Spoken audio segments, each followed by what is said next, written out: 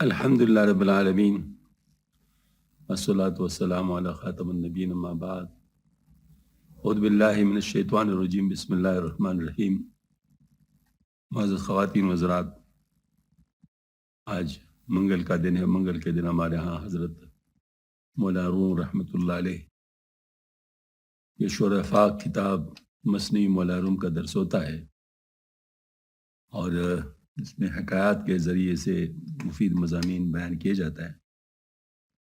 تو دفتر پنجم کے صدوم کے حکایت نمبر 126 اس ہفتے چل رہی تھی، اس میں چھٹے شعر تک بات چل پڑی تھی۔ اس میں ہوا یہ تھا کہ جو بزرگ تھے جن سے پہلے اللہ جل شانہ نے کشفی طور پر ان کو اس پہ لگایا تھا کہ وہ لوگوں سے مانگتے رہے، مقصد پیسے جمع کرنا نہیں تھا، مقصد تذلیل نفس تھا تاکہ نفس کی تذلیل ہو جائے، اور اس کی طرف انسان کا جو خیال ہوتا ہے۔ اب ظاہر ہے اللہ تعالیٰ اگر کسی کو کوئی مقام دینا چاہتا ہے تو اس کے لیے کچھ رستہ بناتے ہیں اور ان چیزوں سے ہٹا دیتے ہیں جس سے اس کو آگے نقصان ہو سکتا ہے۔ تو یہ چونکہ عجب اور تکبر سے بچنا بہت ضروری ہوتا ہے، تو اس کے لیے تذلیل نفس بہت اہم ہوتا ہے۔ یہ ہم نے اپنے بزرگوں سے سنا ہے کہ جب کبھی کسی بزرگ کا جو نسبت ہے وہ اگر کسی فوت ہو رہا ہو، اس کی نسبت کسی اور زندہ کو منتقل ہو رہا ہو، تو اس وقت جتنا وہ بڑا بزرگ ہوتا ہے، جن کا فیض جن کی نسبت منتقل ہو رہا ہے، اتنا ہی زیادہ مجاہدہ آتا ہے ان کے اوپر، مجاہدہ آ جاتا ہے۔ ہمارے شیخ مولانا اشرف صاحب رحمۃ اللہ علیہ، حضرت مولانا یوسف بنوری رحمۃ اللہ علیہ کی وفات کے بعد ان کی نسبت کے انتقال کا بزرگوں نے بتایا تھا، تو بہت سخت تکلیفیں آئی تھی حضرت پہ، مطلب بار بار ہاسپٹلائز ہو رہے تھے، کافی بیماریاں اور کافی مسائل وہ آئی تھی۔ تو بعد میں بزرگوں نے بتایا کہ یہ اس وجہ سے تھا کہ کیونکہ حضرت کا فیض منتقل ہو رہا تھا، نسبت منتقل ہو رہی تھی۔ ہوتا ہے، مطلب ظاہر اللہ پاک کا اپنا غیبی نظام ہے۔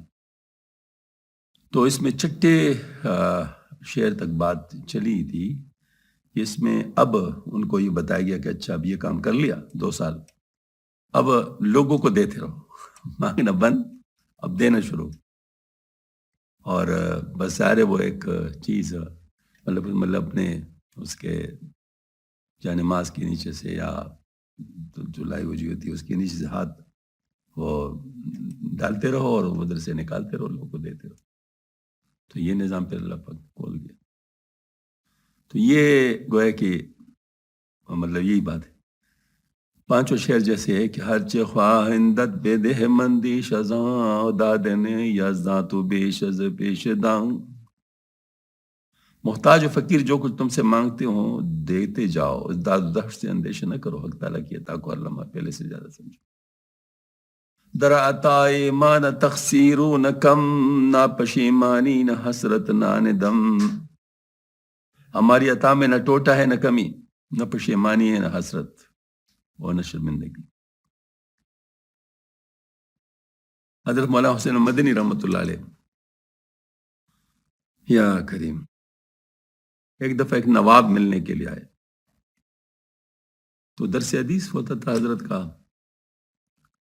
تو اس درس حدیث میں شامل ہونے سے پہلے حضرت کا طریقہ یہ تھا کہ نیے صاف کپڑے پہن لیتے تھے، غسل بھی کر لیتے تھے، اور اپنے کپڑوں کے اوپر کستوری بہت یعنی مہنگے آتا رہے، وہ جو ہے نا مطلب ہے کہ پورے کے پوری شیشیاں ڈال لیتے۔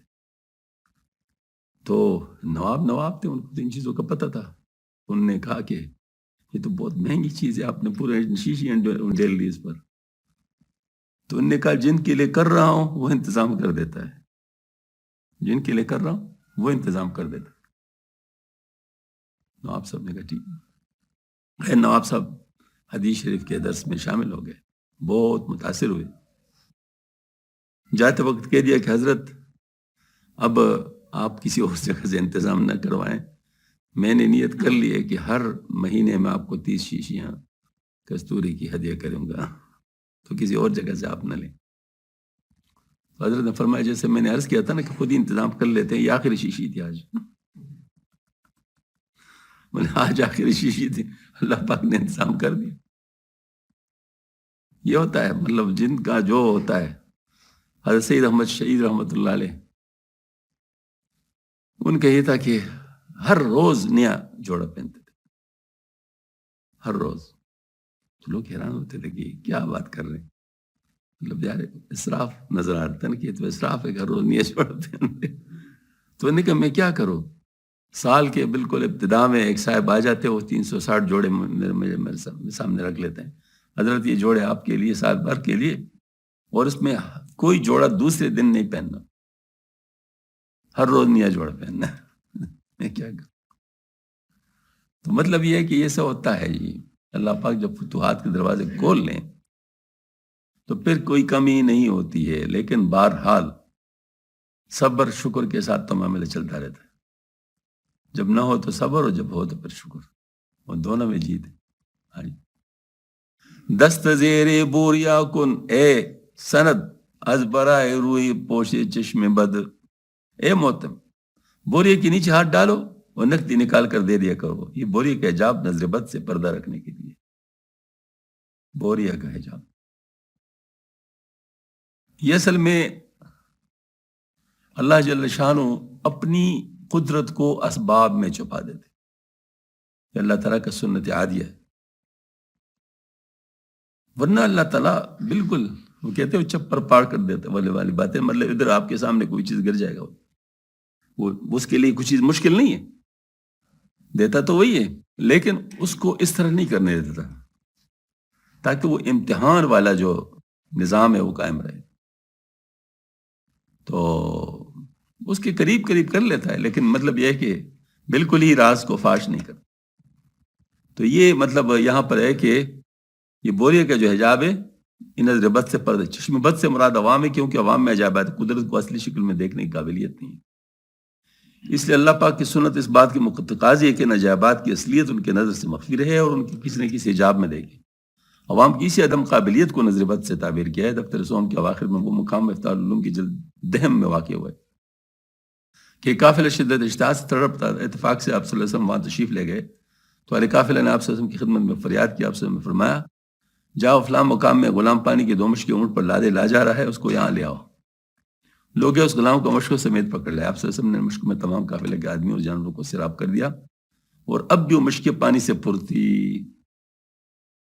اس مقام پر مولا فرماتے ہیں مشک و خودرو پوش بود و موج فضل میر سید از بہمرو از بحر اصل آب از جوشش ہمیں گردد ہوا واہ ہوا گردو زردی آبہا۔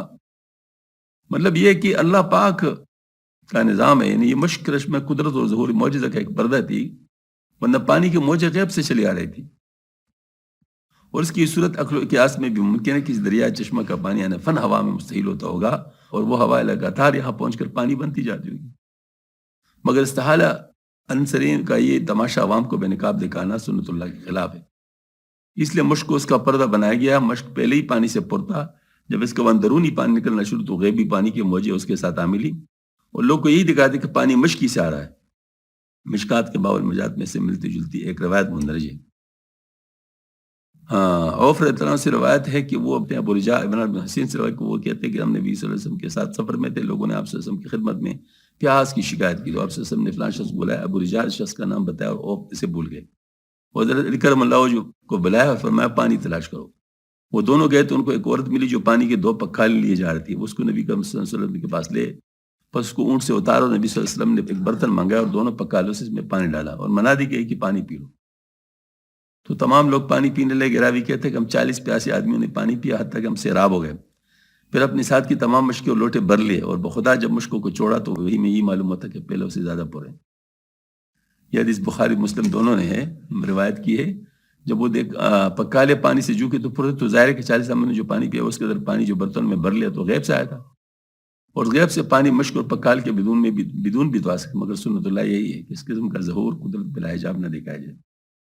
اس لیے آپ صلی اللہ علیہ وسلم طلب آپ کے لیے 2 صحابیوں کو بھیجا اور پانی آنے تک انتظار فرمایا۔ پھر جب وہ عورت آئی تو اس کے پکالوں کو پانی کے برتن میں ڈالا تھا کہ اس پانی کے برتن میں پردے میں قدرت کا ظہور ہو، ورنہ اگر اس قسم کے افعال حالیہ کا ظہور بلا حجاب بے بہانہ عوام کی نظر میں لانا منافی مسلط نہ ہوتا تو آپ صلی اللہ علیہ وسلم کی شان و خدا کی قدرت سے کیا بعید تھا کہ آپ صلی اللہ علیہ وسلم کے ایک ارشاد پر آسمان سے پانی برس پڑتا۔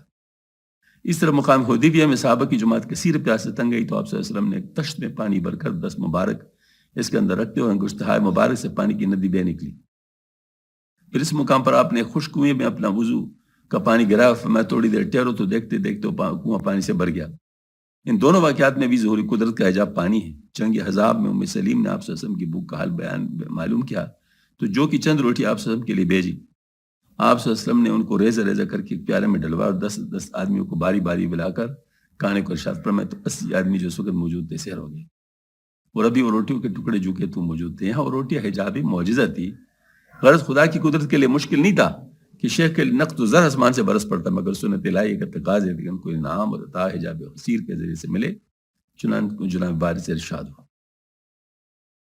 یہ جو ہے نا معجزات و کرامات، یہ تو اللہ تعالیٰ کا فعل ہوتا ہے، اور اللہ جل شانہ اس کے لیے مختلف اسباب بنا دیتے ہیں، ان اسباب کے اندر ان کو چھپا دیتے ہیں، ورنہ ظاہر مطلب ہے کہ بات تو ایک ہی ہوتی ہے، وہ یہ کہ دیتا اللہ تعالیٰ ہی ہے۔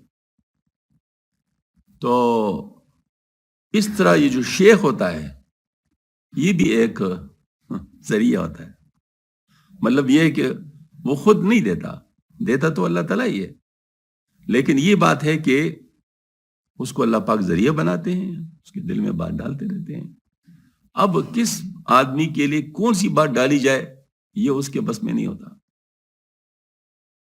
بس وہ اپنے آپ کو ریلیکس کرتا ہے، مطلب یہ ہے کہ وہ درمیان میں رکاوٹ نہیں ڈالتا، تو جس کے لیے جو آ جائے وہ آ جائے، بس اس کے لیے وہی بات ٹھیک ہوتی ہے۔ اب حضرت خواجہ خان محمد صاحب رحمۃ اللہ علیہ کا صدمہ میں لاہور تھا، ان کے ساتھ یہ تھا کہ وہ تو بات بھی نہیں کرتے، خاموش بیٹھے رہتے۔ تو کسی نے حضرت سے درخواست کی کہ حضرت کچھ ارشاد فرما لیا جائے، لوگوں کو فائدہ ہوگا۔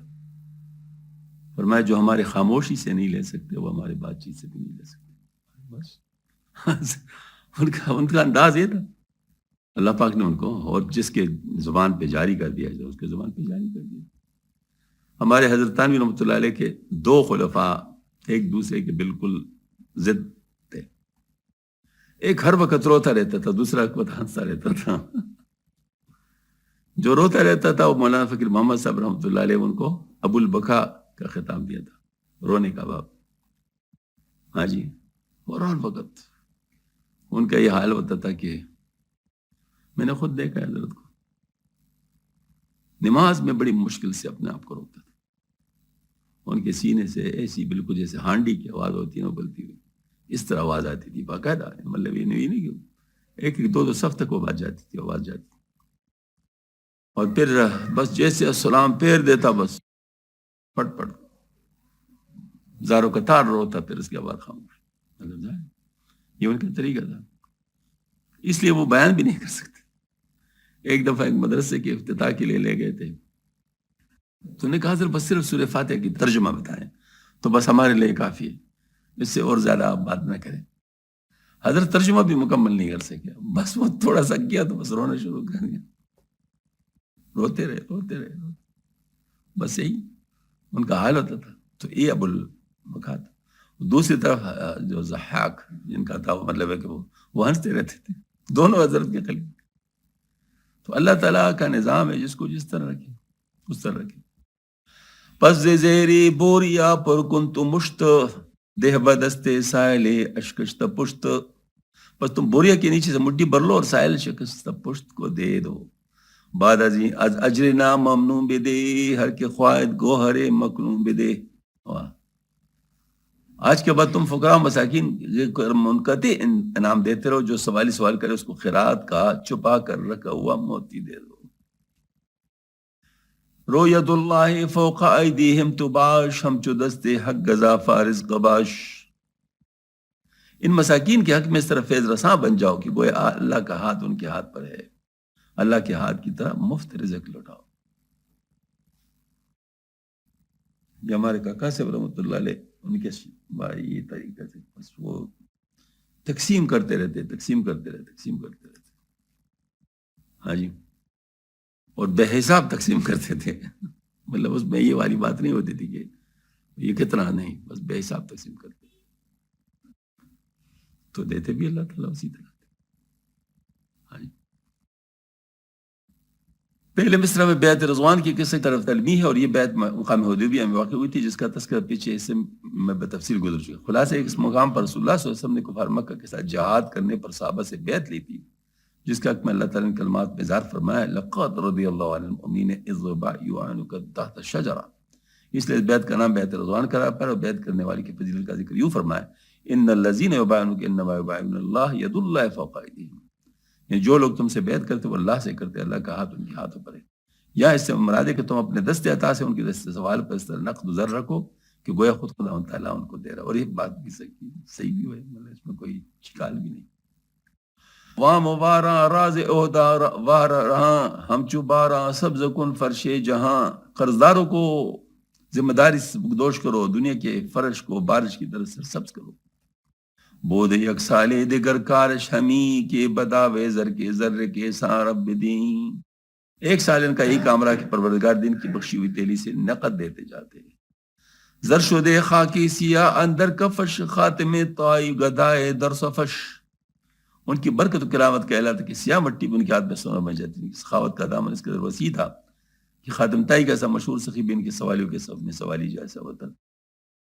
حاجت خود گر نہ گفتے آ فقیر او بیدان استید وداد اس حسیر. اگر کوئی فکر اپنے حاجت بیان نہ کر تب بھی وہ خود اس کی حاجت کو سمجھ جاتے، اس کی ضرورت کے مطابق نقدی بوری ایسے نکال کر دے دیتے تھے. یعنی اللہ تعالیٰ کی دینے کا ایک رستہ بات بن گئے تھے. وہاب اللہ تعالیٰ غیر استحقاق کے دیتے. تو اللہ جل شانہ نے ان کو بھی اپنے اس شان کے مطابق بنایا. دفتر پنجم حصہ دوم حکایت نمبر 127. دانستن شیخ ضمیر سائل بے گفتن و دانستن وام دارا بے گفتن کے نشانی ایشان ای باشد اخرج بصفائی الہ خلقی. شیخ کا سوالی کے ضمیر کو منہ سے کہے بیدون معلوم کرنا اور قرضداروں کے قرض کو بتائے بغیر سمجھ جانا کہ ان بزرگ کا نشانی ہوتا ہے کہ میری مخلوق کی طرف میری پاکیزگی کے ساتھ نکلو. یعنی شیخ سائلوں کے ارادے و نیت ان کے احتجاج ضرورت کو جو معلوم کر لے تو اس کی وجہ تھی کہ حق تعالیٰ کی تقدس ترزو کا پرتون پر پڑ چکا تھا، اور فقراء کے حال و خیال کے انکشاف کے لیے یہی سر رشتہ ان کے ہاتھ پہ تھا. اس لیے اپنے باطن کی صفائی سے لوگوں کا حال اس طرح دیکھ لیتے جس طرح آئینے کے اندر ہر چیز کا عکس نظر آ جاتا. چنانچہ عنوان کی حدیث قدسی میں یہی اشارہ کہ حق تعالیٰ اپنے برگزیدہ بندے کو فرماتا کہ تم میرے بندوں سے جب ملو تو اس صفائی کے ساتھ ملو جو میری صفت ہے. پیش او روشن ضمیری ہر کسے اس فقیر و وامدار و مفلس. محتاج قرضدار و مفلس میں ہر شخص دل کی بات ان پر روشن تھی. ہرچہ در دل داشتے آ پشت خم قدر آ دادے نہ بسیارو نہ کم. اگر کوئی کبڑی پیٹ والے جس کی حالت کوئی قرض کے بوجھ سے ہو گئی ہو، جو کچھ آرزو دل میں رکھتا اس کے مقدار کے موافق دے دیتے، نہ کم نہ زیادہ. بس بگفتن دشت دانستی کہ او ای قدر اندیشہ دار اے عمو. بس لوگوں نے سے کہا اے چچا جان آپ کو یہ کیسے معلوم ہو جاتا ہے کہ سوال اس قدر آرزو رکھتا ہے. او بگفتے خانہ دل خلوت است خالی از گدیا مثال جنت است. ان لوگ جواب میں کہتے ہیں ہم اللہ تعالی اللہ کے دل فراغت کا مقام ہے، بہشت کی طرح آرزو مندی کر کے خیال سے خالی ہے. بہشت میں محتاج سوال کا نام نہ ہوگا، کوئی آرزو ایسی نہیں ہوگی جو پوری نہ ہو. اندرا جز عشق یزداں کار نیست جز خیال وصل او دیار نیست. اس دل میں خدا کے عشق کے سوا کوئی کام نہیں، اس کے وصل کے خیال کے سوا کوئی مالک خانہ نہیں. ہاں جی. خانہ رامن روفتم از نیک و بد خانہ امبر گشت از نوری احد. میں نے گھر کو ہر نیک و بد سے صاف کر لیا، میرا گھر خداوند دیکھتا کہ نور سے بھر گیا. ہاں جی، یہی بات ہے. لا الہ الا اصل میں اللہ جل شانہ یہی چاہتے ہیں کہ ہم کسی اور کے نہ رہیں. ہاں جی. اگر ہم نے تمام سے آرزویں منقطع کر لی تو اللہ تعالیٰ ہمارے سارے آرزوؤں کو پورا فرما دے گا، اس کے لیے کوئی مشکل نہیں۔ اشراف نفس سوال یہ کیوں حرام ہے؟ اصل میں اس کی وجہ یہ ہے کہ یہ اللہ پاک نے اگر کسی کو اسباب دیے ہیں تو اس کے ہوتے ہوئے مسبب الاسباب کے علاوہ کسی اور کی طرف کیوں دیکھ لیتا ہے؟ مطلب یہ والی بات ہے۔ لا الہ الا اللہ محمد رسول اللہ ہرچی بینم اندرو غیر خدا آن من نمبود عکس گدا، میں اس خانے دل میں حق کے سوا جو کچھ دیکھتا ہوں میرا عکس خیال نہیں ہوتا، بلکہ کسی فقیر سائل کا عکس ہوتا ہے۔ مطلب کہ وہ جو ہے نا وہ اس کا عکس میرے اس پہ پڑ جاتا ہے دل پر، میرا قلب غیر خدا کے خیال سے بالکل پاک ہو جائے، اس لیے جب کبھی میرے دل میں کوئی خیال آتا ہے تو مجھ سے ناشی نہیں ہوتا بلکہ کسی سائل کا خیال ہوتا ہے، اور میں فوراً جماعت ہوں کہ فلاں سائل کے دل کا خیال ہے جو میرے قلب صافی میں منعکس ہو گیا ہے، اور پھر اس پر عمل کرتا ہوں۔ آگے عارف کے قلب صافی کو اب صافی سے تشبیہ بطور دلی۔ اب یہاں پر مجھے ایک بات یاد آ گئی، بزرگوں نے فرمایا ہے کہ اگر شیخ کسی مرید کہ اس کو جاننا چاہے کہ وہ اس کے لطائف کہاں تک پہنچے ہوئے تو وہ بتکلف اپنے لطائف کو روک دے، اپنے لطائف کو روک دے، اس وقت اس کا جو بھی لطیفہ چل پڑے گا وہ اس کا ہوگا، اس کے مرید کا ہوگا، مطلب اس کا عکس اس پہ پڑ جائے گا تو مطلب وہ چل پڑے گا تو اس کو پتہ چل جائے گا تو وہ مطلب اسی کا ہے، یعنی اپنی بات کو مطلب وہ دور کر لے، بس وہ روک دے۔ تو یہ بات مطلب جو ہے نا اللہ تعالیٰ گویا کہ اس کے لیے نظام بنائے تھے، کیونکہ بری ہوئی چیز میں کوئی اور چیز نہیں ڈالی جا سکتی۔ ہاں جی، تو خالی چیز میں تو آپ نے کبھی سلنڈر خالی سلنڈر کو بھرتے ہوئے دیکھا ہے؟ وہ جو گیس کا سے بھرتے ہیں کیسے آواز کرتے ہیں؟ بہت تیز، مطلب جو مطلب جیسے بالکل پانی کا دار اس میں جاتا، اور جس وقت وہ بھر جاتا ہے تو پھر آہستہ آہستہ آہستہ آہستہ بلکہ برد کو تقریباً آواز رک جاتی ہے، مطلب جو ہے نا وہ، تو اس کی وجہ یہ ہے کہ بس اس کے اندر اس کی حاجت نہیں ہے نا، اور تو وہ پھر زبردستی ہوا ہے کہ اس میں ڈالا جا رہا ہوتا ہے، حاجت نہیں ہوتی۔ اس طریقے سے جس کا دل غیر اللہ سے خالی ہو جاتا ہے تو اس میں پھر اللہ پاک جو بھی ڈلوانا چاہتا ہے وہ اس کی امر سے ہوتا ہے، تو بس وہ چیز آ جاتی ہے، گویا کہ یہ سمجھ لیجیے کہ کشف رسا کا ذریعہ بن جاتا ہے۔ ہاں ہاں، گردر آب نخل ارجو نمود جزر عکس نخل بیرو نمود، اگر کسی صاف پانی میں کھجور یا کھجور کی شاخ نظر آئے تو کسی بیرونی کھجور کے عکس سے اور کچھ بھی نہیں ہوتا۔ صاف پانی ہو اندر کچھ بھی نہیں تو جو کچھ نظر آئے تو کیا ہوگا؟ ظاہر ہے اس میں وہ کسی اور کھجور کا عکس ہوگا۔ ہاں جی، در تگے آب ارب بینی صورت عکس بیروں باشدہ نقش اے فتح، اے جوان اگر تم پانی کے تہ میں کوئی صورت دیکھو تو نقش باہر کا عکس ہوگا۔ آگے بتاتے کل میں کیفیت کیوں کر پیدا ہو سکتی ہے کہ وہ دوسروں کے خیالات کو محسوس کرنے لگے۔ لیکتا آب زقزر خالی شدن تنقیہ رشت اصدر جوئی بدن، لیکن اس طرح غیروں کے حالات کو ادراک کرنے کے لیے درے قلب کی قدورات ماسو اللہ اچھی طرح پاک ہونے تک ریاضت و مجاہدات کے ذریعے نیر بدن میں تصفیہ کا عمل جاری رکھنا شرط ہے۔ حضرت سے بھی مجاہدہ کروایا نا 2000 نفسیاتی مجاہدہ بھی تھا اور جسمانی مجاہدہ بھی تھا۔ نفسیاتی تو یہ تھا کہ اب دیکھو کسی سے مانگنا کوئی معمولی کام، لیکن حکم تھا کہ مانگو، تو یہ مطلب دیکھیں نا، آپ کو حاجت بھی نہ ہو ضرورت بھی نہ ہو اور آپ پھر بھی مانگتے رہے تو پھر تو بڑی عجیب بات ہے نا۔ تا نماد تیری کی وہ خصدرو تا امی گردد نمائد اکثرو، تاکہ اس میں خیالات غیر کی قدورت و تنکا باقی نہ رہے، حتیٰ کہ وہ بیرونی عکوس کا ماندار ہو جائے، اس میں ہر چہرے کا عکس نظر آنے لگے۔ جز گلی آبادر تنت کو اے مقل آب صافی کن تو زود اے خصم دل، اے مفلس تیرے بدن میں دنیاوی خیالات کی کیچڑ کے سوا اور ہے ہی کیا؟ اے دشمن دل جلدی در قلب کو صاف کر۔ آگے فرماتے قلب کن چیزوں سے مقدر ہوتا ہے، اب یہ بتاتے ہیں۔ تو برانی ہر دم کس خواب خور، خاک ریزی اندری جو بیشتر۔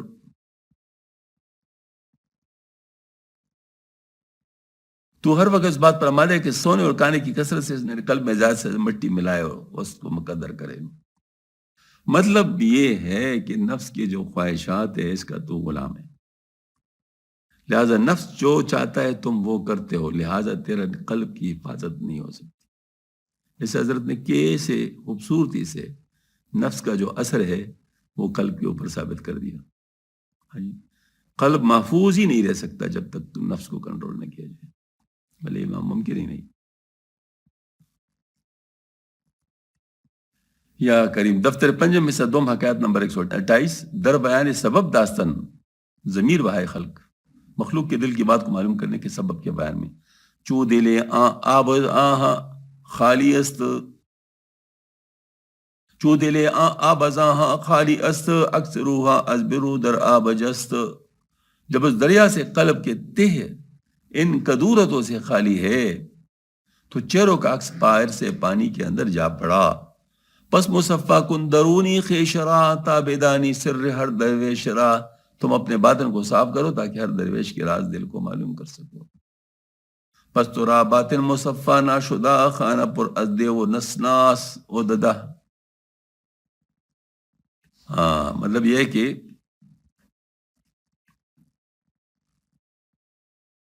اے خرز استی زماندہ در خری کے ارواح مسیحا بو بری، تو اے گدے جو اپنے ضد سے گدے پن میں مقید رہ گیا، تیرا باطن صاف نہیں ہوا اور تیرے قلب کا گرد دیو اور بنمانس اور درندے کی مان وحشتناک خیالات سے پر ہے، پھر تو مسیح علیہ السلام کسی پاک ارواح کی کیا ریس کر سکتا؟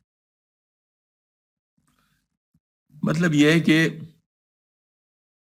تو ابھی نفس کے جال سے آزاد ہی نہیں ہوا، تو ابھی نفس کے جال سے آزاد ہی نہیں ہوا، تو عالم ارواح یہ بشارتوں اور ادراکات کو کیسے پہنچ سکتا ہے؟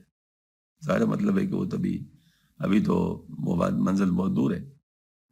سب سے پہلے اپنے نفس کو سر کرو گے، پھر تمہارا سر کھلے گا۔ ہاں جی، سر اور سر مطلب سر کرنا کا مطلب فتح کرنا ہے، مطلب آپ نفس کو قابو کرو گے، اور نفس کو قابو کرنا حدیث شریف سے ثابت ہے، عقل مند وہ ہے جس نے اپنے نفس کو قابو کیا۔ تو اس کو سر کرو گے تو پھر سر کی ذریعے سے اللہ تعالیٰ تمہارے قلب میں وہ چیزیں پہنچائے گا جو پہنچانا چاہے گا، کیونکہ سر کا دروازہ کھلا نفس کو سر کرنے کے ساتھ ہے۔ جب تک نفس سر نہیں ہوا تو نہ قلب روح کا مقام پا سکتا ہے، کیونکہ قلب اس وقت گندا ہے نا۔ ہاں جی، تو گندا قلب تو ظاہر مطلب عالم بالا کے ساتھ نہیں مطلب وہ مل سکتا، تو لہٰذا وہ قلب روح نہیں بن سکتا۔ جس وقت نفس قابو ہو جاتا ہے پھر قلب روح بن جاتا ہے، عقل سر بن جاتا ہے۔ تو جس وقت تک نفس کا غلام ہے اس وقت تک تیرا قلب بھی آلودہ ہے، تیرا عقل بھی آلودہ ہے۔ کس چیز سے؟ نفسانی خواہشات سے۔ یہ مرزوم متمکن کا جو حضرت نے فرمایا ہے وہ اصل میں یہی چیز ہے، کیونکہ جب تک نفس کی اصلاح نہ ہو چکی ہو تو قلب اس وقت نفس کا خادم ہے، جو نفس چاہے گا وہ قلب وہی چاہے گا۔ تو اس وجہ سے وہ اپنے قلبی قوتوں کو سارا نفس کے لیے استعمال کرے گا، اور اس کا جو عقل ہے اس پر بھی پردے اسی نفس کے پڑے ہوں گے۔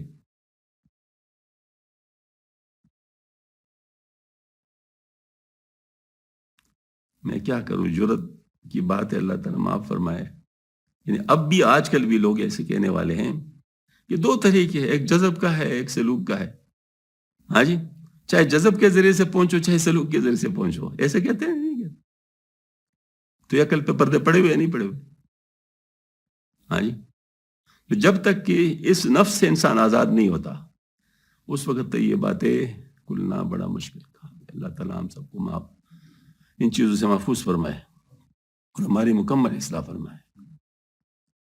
لا الہ الا اللہ.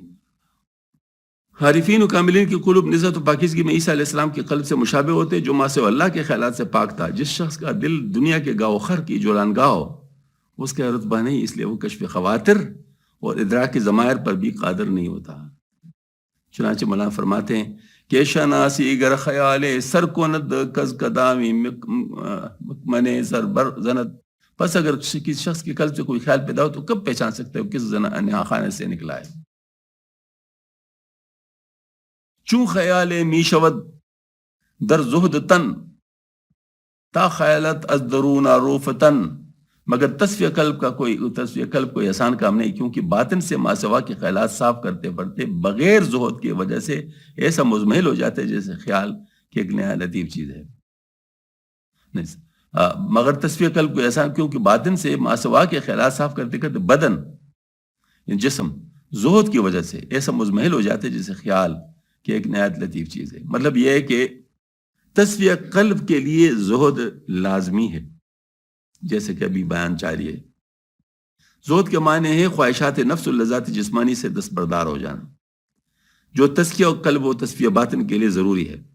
فرماتے ہیں کہ تصفیہ باطن کے لیے زہد ضروری ہے، اور زہد سے بدن نہایت ضعیف و نحیف ہو جاتا ہے. اس لیے تصفیہ باطن کوئی بچوں کا کائل نہیں ہے.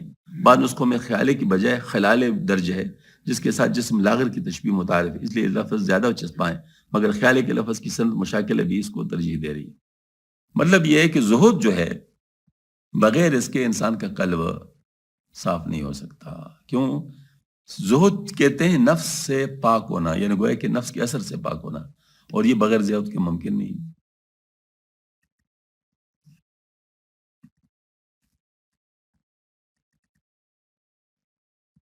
دفتر پنجم حصہ دوم حکایت کی 129. غالب شدنی مکر روبا و زبون شدنی خر از حرس. لومڑی کے مکر کا غالباً اور گدے کا حرس سے مغلوب ہو جانا، مطلب پھر دوبارہ وہی کسی پہ گئے. ہر بسے کوشید اورا دف گفت لیک جو القلب با خربود جفت. گدے نے لومڑی کے مکر سے بچنے کی بہتری کوشش کی، اس کو ٹالتا رہا، مگر چونکہ گدے کو شدت کی بھوک لگ رہی تھی اس لیے غالب آمد حرس و صبر شد ضعیف بس گلو ہارا برد عشق رغیف. حرس پر غالب ہو گیا، اس کا صبر بے بس ہو گیا، چنانچہ وہ ہلاکت کی جال میں جائی پڑا، اور روٹی کی حرس باتیروں کے گلے کاٹ دیتی ہے. زا رسول کش حقائد داد دست کاد فقرن ان یکن کفرن آمدس. اس لیے کہ رسول اللہ صلی اللہ علیہ وسلم سے جن کی حقائق اثر یہ حدیث مروی ہے کہ فقر کفر بن جانے کے قریب ہوتا ہے. یہ جو لوگ مطلب یہ ہے کہ ناجائز کاروبار کرتے ہیں، مثلا ہیروئن کا کاروبار کرتے ہیں یا اس قسم کے دوسری چیزوں کا کاروبار کرتے ہیں، تو یہ بہت بڑا رسک ہوتا ہے، معمولی چیز نہیں ہے، اس میں جان جاتی ہے. مثال کے طور پر کوئی سعودی عرب اسمگل کر رہا ہے، ادھر پکڑا گیا تو کیا کریں گے؟ ان کے ساتھ سر اڑائیں گے. لیکن یہ ہے کہ بس انسان کو حرص پنسا دیتا ہے. آدمی کہتے ہیں بس بچ جاؤں گا، یہ ہو جائے گا، وہ ہو جائے گا. کچھ شیطان کی کار فرمائی بھی ہوتی ہے، وہ اس کو وسوسے سے ڈالتا ہے اور سنبھالتا ہے، اور آخر تک اسی میں لگائے رہتا ہے کہ بس اب بچ جاؤ گی، اب بچ جاؤ گی، اب بچ جاؤ گی، اور اسی میں کیفر کردار تک پہنچا دیتا ہے. تو یہ ساری بات ہے کہ مطلب انسان کے جو حرص ہے وہ انسان کو پنسا دیتا ہے. حدیث قاد الفقر یکن کفرن علی ابو نعیم میں اور شعب الایمان بہقی میں حضرت انس رضی اللہ عنہ سے مرفوع مروی ہے. تمیز الطیب. فقر کے قریب کو کفر ہونے کی وجہ ہے کہ بعض حریص الطبع لوگ جو فقر پر صبر نہیں کر سکتے، محتاجی سے بے بس ہو کر غضب، سرقہ، خیانت اور قتل وغیرہ جرائم کا بلکہ ترک مذہب پر بھی آمادہ ہو جاتے ہیں. یہ بعض لوگ قادیانی ہو جاتے ہیں، اللہ پاک بچائے جی. لیکن اگر حرص غالب نہ ہو اور صبر کی ہمت ہو تو پھر فقر مائے فخر ہے. آپ صلی اللہ علیہ وسلم نے دعا کی اللہم احینی مسکین و امیتنی مسکین و احشرنی فی زمرۃ المساکین، یعنی الہی مجھے فقیرانہ زندگی دے، فقیرانہ حالت میں میری دنیا زندگی کا خاتمہ کر، اور فقراء کی جماعت کے ساتھ مجھے دوبارہ اٹھا. اور فرمایا فقراء المہاجرین يدخلون الجنۃ قبل اغنیائہم 500 عاما، یعنی مہاجرین کے فقیر ان کے غنیوں سے 500 برس پہلے جنت میں داخل ہوگی. گشت ابو آخر مجاعت راسیر، گفت اگر مکرست یکرہ مرد گیر. چونکہ وہ گدھا بھوک میں گرفتار تھا، اس لیے اپنے جی میں کہنے کہ اگر یہ لومڑی کا مکر ہی ہے تو فرض کرو کہ اس سے ایک بارگی ہلاک ہو جاؤں گا. تو زی عذاب جو یکرہ وار ہم گر حیاتی ایست من مردہ بہم، بھوک عذاب سے تو میں چھوٹ جاؤں گا، اگر میرے قسمت میں یہی زندگی تو میرا مر جانا ہی اچھا ہے. دیکھو اپنے آپ کو تسلی دے. ہاں جی، یہ تسلی ہے لوگ دیتے ہیں وہاں کی. اللہ تعالیٰ ہماری بات. ہر کزول توبہ و سوگند خورد آکے بد ہم اسخری خبتے بکرد. گدے نے جو پہلے دو اندیشی کے بعد توبہ کی اور قسم کھائی تھی، آخر اب وہ گدہ ہی تھا جو بدتمیزی کر بیٹھا. ہرس کورو احمقون آدھا کند مرگرا بر احمقا آسا کند. ہرس لوگوں کو اندھے اور بیوقوف نادان بناتی ہے، احمق لوگوں پر موت کو آسان کر لیتی ہے. نیستا آسا مرگ بر جانے خرا کی ندارد آب جانے جاودا. حالانکہ گدوں کی جان پر موت کا وارد ہونا کوئی احسان نہیں ہے، کیونکہ ان کو ابدی روح کی عزت حاصل نہیں. چون دارد جانے جاویدا شقیس جرأتی او بر اجل از محمقیس. جب وہ گدھا ابدی روح نہیں رکھتا تو بدبخت ہے، اور اس کا موت پر جرأت کرنا بیوقوفی ہے. یہ انسان کی روح موت سے فنا نہیں ہوتی کیونکہ ابدی ہے، بخلاف اس کے گدے گھوڑے بیل وغیرہ تمام حیوانات کی روح فانی ہے. قیامت میں تمام وہ ہوش و بہائم ایک دوسرے ظلم کا بدلہ لے کر ہمیشہ کے لیے فنا ہو جائیں گے. اسے فرماتے کہ گدے کا ایسی معرفت پر جرأت کرنا اسے فنا ابدی کی طرف لے جاتی ہے. بڑی حماقت تھی. ہاں، انسان کی روح کو معرفت سے کوئی نقصان نہیں پہنچتا، وہ اگر موت پر جرأت کرے تو بعید نہیں. گدے کے ذکر میں ان لوگوں کی تعریض ہے جو حماقت و جہالت و ناکمندیشی میں نرے گدے ہیں، کیونکہ وہ عذاب آخرت میں زندہ رہیں گے تو ان کی وہ زندگی موت سے بدتر ہوگی. آگے آخرت کی اچھی زندگی حاصل کرنے کی ترغیب فرماتے ہیں. جو تو کنتا جا مخلد گرددت تا بروز مرگ برگ باشدت. کوشش کرو کہ تمہارا روح ہمیشہ زندہ رہے تاکہ موت کے دن تم باسامان ہو. اعتمادش نیز بر رازق نبود کی برفشان برو از غیب وجود. اس گدے کو بے صبری کے علاوہ رزق بخشنے والا خدا پر بھروسے بھی نہیں تھا جو اس غیب سے بخشش کا می برساتا. جس نے یہ منہ دیا ہے کانے کو، دانت جس نے دیے چبانے کو، جس نے بخشا نگلنے کو ہے گلا، عزم کرنے کو ہے دیا میدا. کیا وہ کانے کو کچھ نہیں دے گا؟ کیوں نہیں دے گا؟ بال یقین دے گا. یہ کسی نے یہاں پر پھٹ گیا. تا قانونش فضل بے روزی نداش گرچہ گہ گہ برسرش جو اے گماش. چنانچہ اب تک اس خداوند رازق کے فضل نے اس کو رزق سے معروف نہیں رکھا، اگرچہ کبھی کبھی اس پر عذرائے مسلط بھوک کو بھی مسلط رکھا. یعنی وہ گدھا جو لمڑی کے دام مکر میں گرفتار ہونے لگا ہے تو اس کی محرک دو باتیں، ایک تو اس پر حرص غالب ہے، دوسرے اس کو خدا تعالیٰ کی رزق رسائی پر اعتماد نہیں. اگر وہ صرف غرض غالب ہو تو خدا پر اعتماد ہوتا تو لمڑی کے سبب کی پرواہ نہ کرتا، بلکہ اپنے حرص کے تقاضے پر خدائی سے رزق مزید و روزی کی کثیر امیدوار رہتا.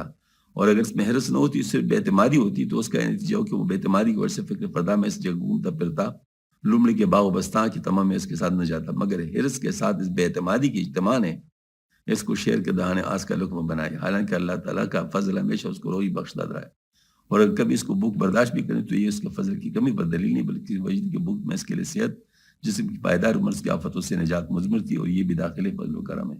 آگے اس کو فرماتے ہیں یہ بہت ساری باتیں ایسی ہوتی ہیں جو انسان نہیں چاہتا لیکن وہ اس کی فائدے کی ہوتی ہیں. حضرت نے اس طرف اشارہ کیا. بس ایک شخص سے اس کو مشقت کرنا پڑ رہا ہے تو مشقت کسی کو پسند تو نہیں ہوتا، لیکن اس مشقت سے اس کی کتنی چیزیں آسان ہو جاتی ہیں. مثلا وہ مصروف رہتا ہے تو فضول خیالات سے بچ جاتا ہے. پھر وہ جو مطلب محنت کرتا ہے، مشقت کرتا ہے، تو مشقت کی وجہ سے اس کی ورزش ہوتی رہتی ہے، اس کا کھانا ہضم ہوتا ہے، اس کو جو مطلب یہ کہ وہ جس کو کہتے ہیں نا وہ موٹاپے کی شکایت نہیں ہوتی ہے، اور بہت سارے مسائل اس کو نہیں ہوتے. تو اب یہ ہے کہ ہم لوگ عاجلہ میں مست ہوتے ہیں، فوری چیز حاصل کرنا چاہتے ہیں، اس وجہ سے وہ چیزیں ہمیں مشکل لگتی ہے. مشکل تو ہوں گی لیکن اس سے آگے جو مشکلات آ رہی ہوتی ہیں وہ اس سے زیادہ مشکل ہوتی ہیں.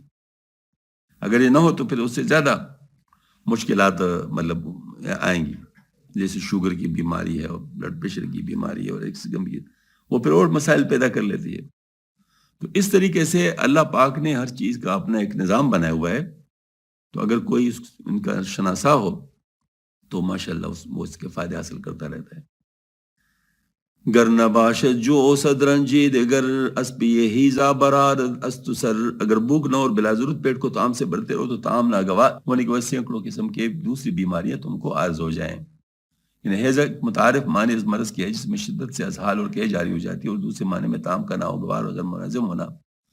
ترجمہ بارہ دوسرے معنی کے لحاظ سے کیا، اور کلمہ پہ بمان سبیت ہے. اگر میں ہیزا بمان متعارف اور کلمہ پہ بمان عقب، تو ترجمہ یوں کہ ہیزا کے بعد تم کو سینکڑوں قسم کی دوسری بیماری عارض ہو جائیں گی. ایک ہیزا تو خود بیماری ہے، اسے اگر زندہ بچ بھی رہے تو بطور نتیجہ ذوف عزم، قلت خون، کندی حواس اور ذوف عذاب وغیرہ گناگو آواز اور پیدا ہوئے، مگر پہلے معنی اقرب الصواب ہیں.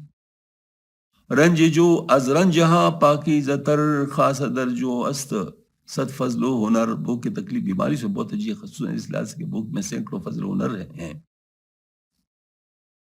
رنج جو اولا بود خود زائل ہم بلطف و ہم خفت و ہم عمل. ان بیمار سے بھوک کی تکلیف ہے، چاہے تازگی طبع کے لحاظ سے بھی، سبک مزاجی سے بھی، اور کام کرنے کے لیے بھی.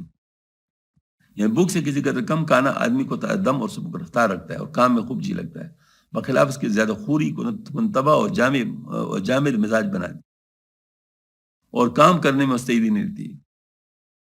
جو خود سلطان دارو دہاست نہیں جو در جان چنی خواہش مبین.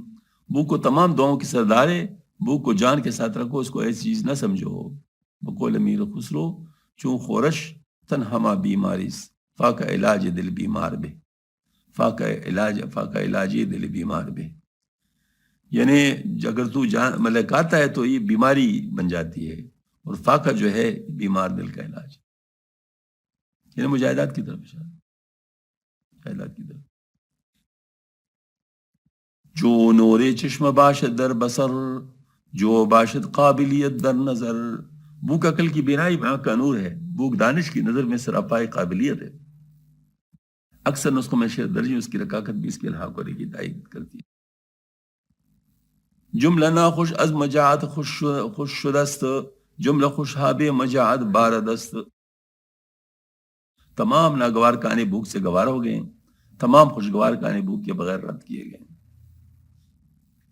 یعنی مطلب ہے کہ بھوک ہوتا ہے تو کھانا بھی فائدہ دیتا ہے، بھوک نہ ہو تو کھانا بھی فائدہ نہیں دیتا، وہ بیماری بن جاتی ہے.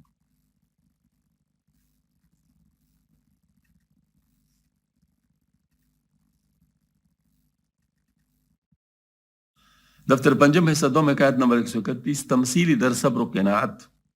صبر و قناعت کی مثال. آیا کہ می خوردنان فقرا گفت سائل چوبی دیں داری شرح. ایک شخص جو کی روٹی کھا رہا تھا، کسی پوچھنے والے نے کہا تم کو اس کا شوق کیوں ہے؟ گفتجو الصبر چو دوتا شود نان جو در پیش من حلوہ شود. وہ بولے جب کھانے صبر کرتے کرتے بھوک دگنی ہو جائے تو میرے لیے جو کی روٹی حلوہ بن جاتی. یہ اس پر ایک حکایت سنیں، اصلی حکایت. ایک دفعہ عمر بن عبدالعزیز رحمۃ اللہ علیہ جو امیر المومنین تھے، ان کے ایک دوست پرانے آئے خیال میں کہ اب تو میرا دوست امیر المومنین ہو گیا تو وہاں اچھے خاصے کھانے مل جائیں گے. تو آئے، حضرت امیر المومنین صاحب فیصلوں میں مصروف ہے اور یہ انتظار میں کب فارغ ہوں گے. حضرت کو بھی اس کا ظاہر اندازہ ہو گیا، ظاہر بہت زیادہ ادراک والے حضرات میں سے. تو انہوں نے اپنا وقفہ ذرا لمبا کر دیا، نماز پڑھی، پھر اس کے بعد بھی کام ہوتا رہا. یعنی آج کل وہ کہ عصر کے لگ بھگ اس کو آواز دی بھیا کھانا کھاتے. تو کھانے پہ جیسے نہیں ہوتا نا، مطلب نمک مرچ اس قسم کی چیز، تو وہ مطلب آ گیا اور خشک روٹی. ہاں جی، تو وہ مطلب جو ہے نا وہ لائے گی. تو انہوں نے اس کو پیش کیا. تو نے بڑے مزے سے کہا کہ وہ بھوک تو لگی تھی، وہ بہت زبردست. مجھے یاد ہے ہمارے گاؤں کے ساتھ دو دریا ہے، بہتے ہیں، ایک دریا سندھ اور ایک دریا کابل ہے. تو دریا سندھ کی طرف جو جاتے ہیں نا، تو دریا سندھ کا پانی بہت حازم ہے، مطلب اس وقت. اس کے بعد تو مل جاتے ہیں نا دریا کابل کے ساتھ، پھر نہیں. جب تک یہ آزاد دریا سندھی بنتا ہوا آ رہا ہوتا ہے نا، تو اس وقت اس کا پانی بہت ٹھنڈا، بہت زیادہ ٹھنڈا، یعنی گرمیوں میں بھی اس میں کھڑا نہیں ہو سکتا. ہاں جی. اور دوسری طرف یہ ہے کہ وہ بہت حازم ہوتا ہے. تو وہ پانی پی کر اتنے بھوک لگ جاتی کہ وہ ہم ادھر پیاز اور خشک روٹی وہ ساتھ لے گئے ہوتے، تو وہ کھاتے تو بالکل واقعی حلوہ لگتا، اتنا مزیدار مطلب محسوس ہوتی. تو حضرت نے ان کو پوچھا کہ کیا کیسے پایا؟ نے کہا حضرت اس کا تو بڑا مزہ ہے، پر میں یہ مزے آپ روز کر سکتے ہو.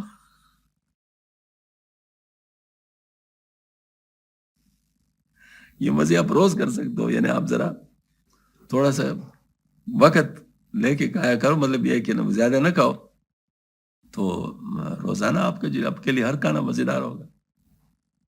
تو بات صحیح ہے کہ انسان اگر حرص نہ کرے، ہاں جی، تو پھر یہ جو کم چیزیں ہیں یہ بھی مزیدار ہو جاتی.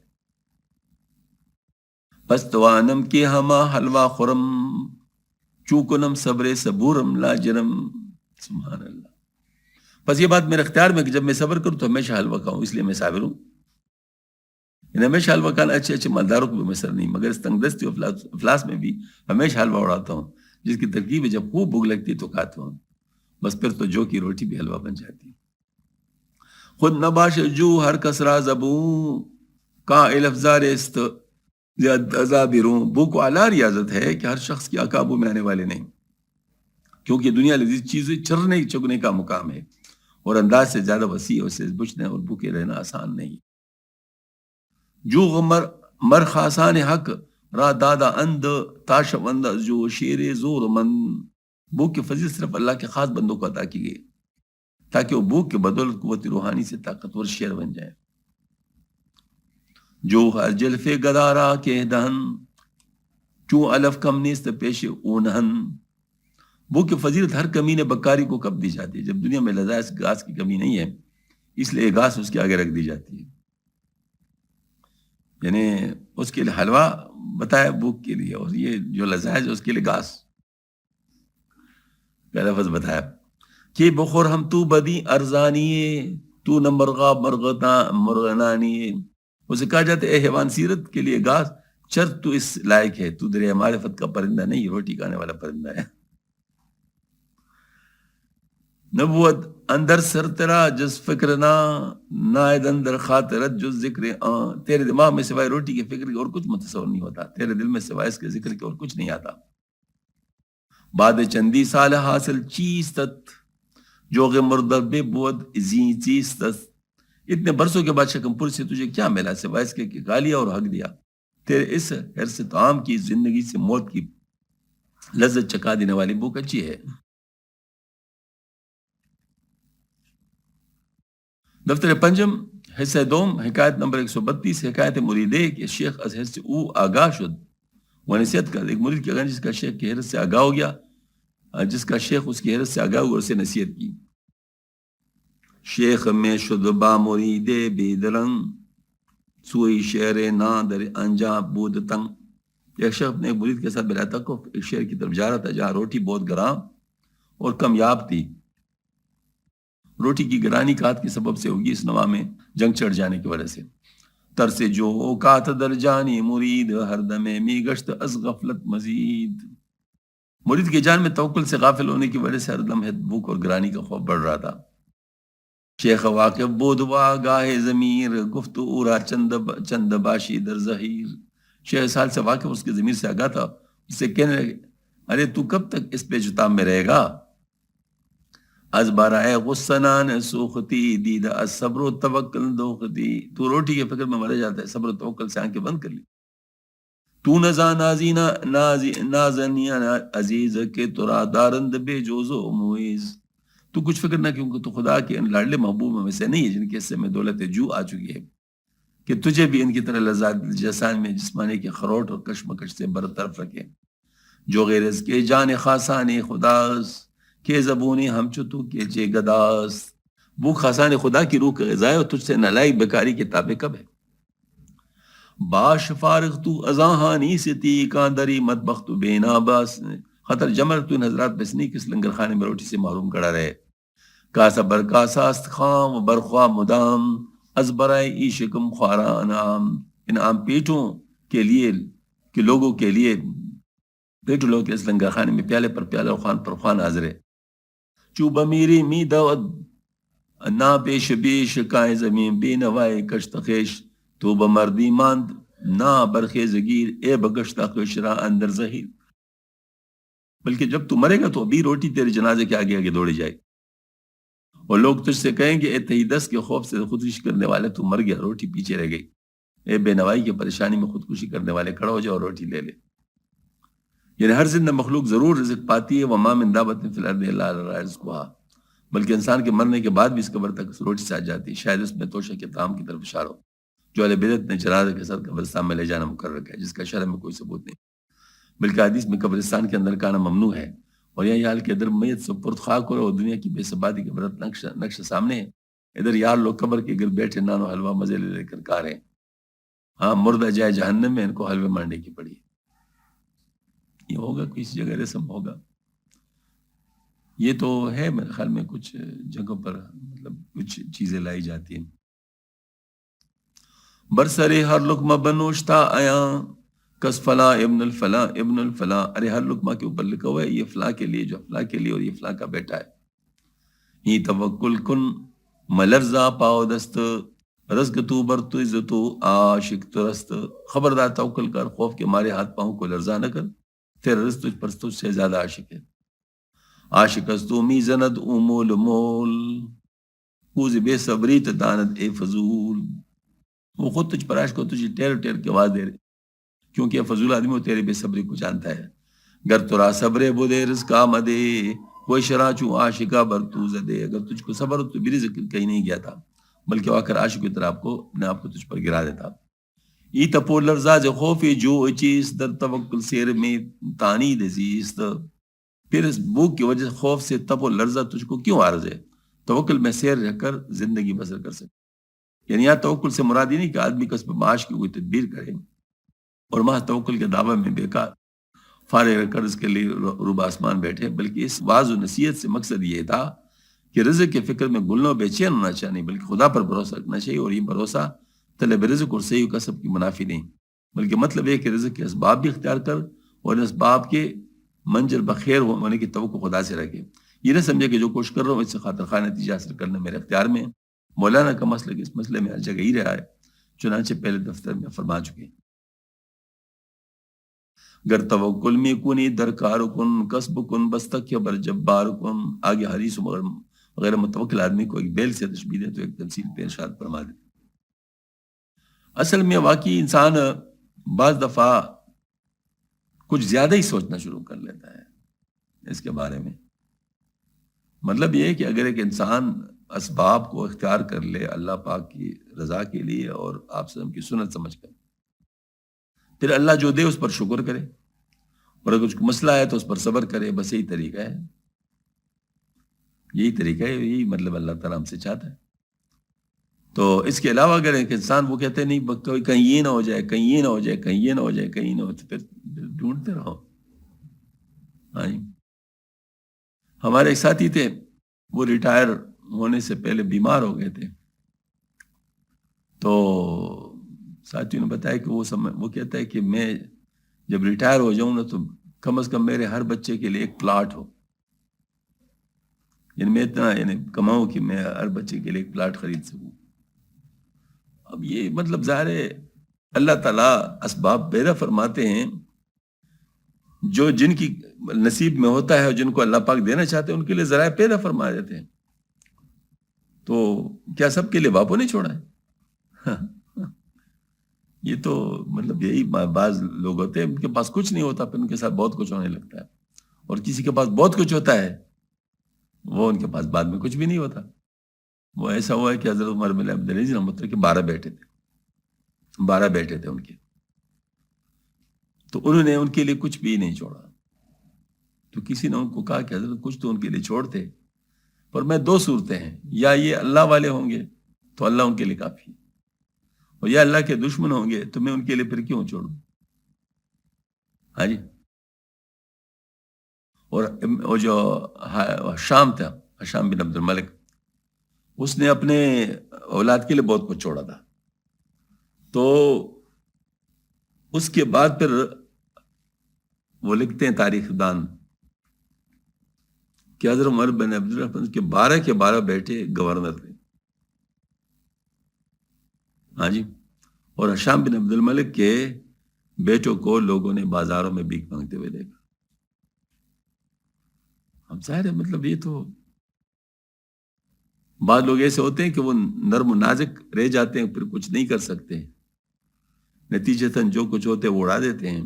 عیش پرستی ہوتی ہے، خود نہیں کمایا ہوتا، اڑا دیتے ہیں سب کچھ، پھر اس طرح ہی اللہ تعالیٰ رہ جاتے ہیں. اور کچھ لوگ جو باہمت ہوتے ہیں، مطلب جن کے پاس کچھ نہیں ہوتا، وہ کہتے ہیں سیلف میڈ، وہ بہت کچھ کما جاتے ہیں.